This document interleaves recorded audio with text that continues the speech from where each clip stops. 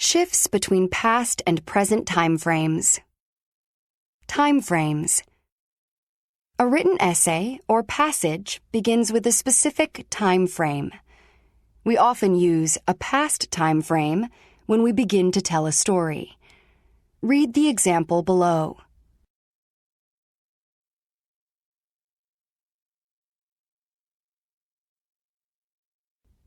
Note that the verbs here are all in the past tense.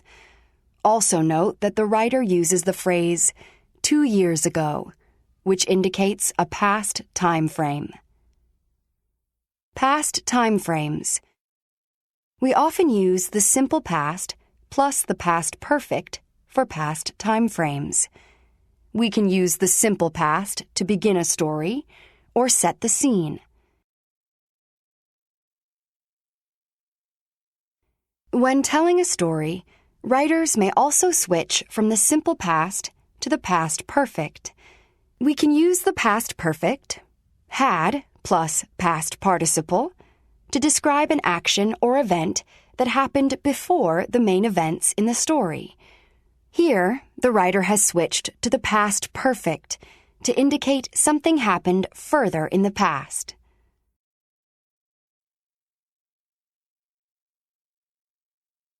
Let's use a timeline to examine this example more closely. The first 4 verbs in the passage are in the simple past. We use the simple past with multiple verbs when they happen in a series, or one after the other. We can use the simple past to explain what happened first, second, third, and so on. Notice that when the writer wants to describe events that happened before the beginning of the story, she or he switches to the past perfect. Both of these events happened before the main action of the story. They help the reader understand the correct order of the events. Writers often use a present time frame when they are giving an opinion or stating facts. Read the example below. Both of the verbs that the writer uses are in the present tense, is and are.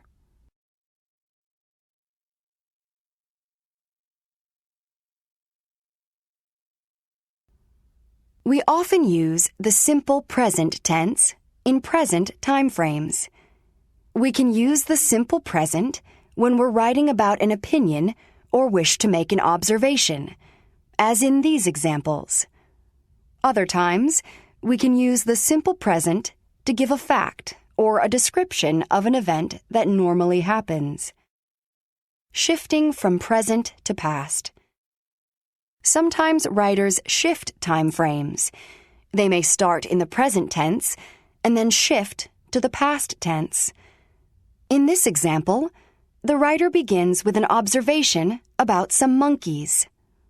This observation sets up the story the writer wants to tell about the time monkeys stole her or his food at a beach. Writers often use stories as evidence to support an opinion or observation in this way. Writers may shift from the past to the present, and they may then go back to the past. In this passage, the writer began to tell a story using the simple past. The story is about a time the writer visited Costa Rica with his or her family. The story begins with the simple past. Next, the writer gives a fact about Costa Rica, which serves as background information for the story. The tense switches to the present tense. When the story continues, the writer then switches back to the past tense. Writers often switch from the past to the present and back to the past like this when telling stories. We often want to insert a fact into our stories to make them more interesting and informative. Shifting time frames. Read the passage. Does the writer shift from the past to the present or the present to the past?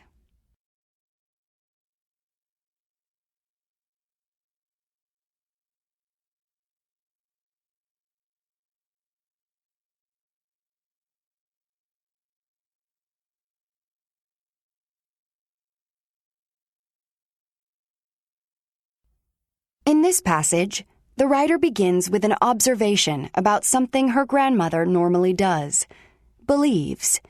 Therefore, the writer uses the simple present. The text then shifts to the simple past, when the writer begins to tell a story about her childhood at her grandmother's house. Notice how the time clause, "when I stayed with her as a child," indicates that the writer has shifted to the past. Let's look at another example. Read the passage. Does the writer shift from the past to the present, or the present to the past?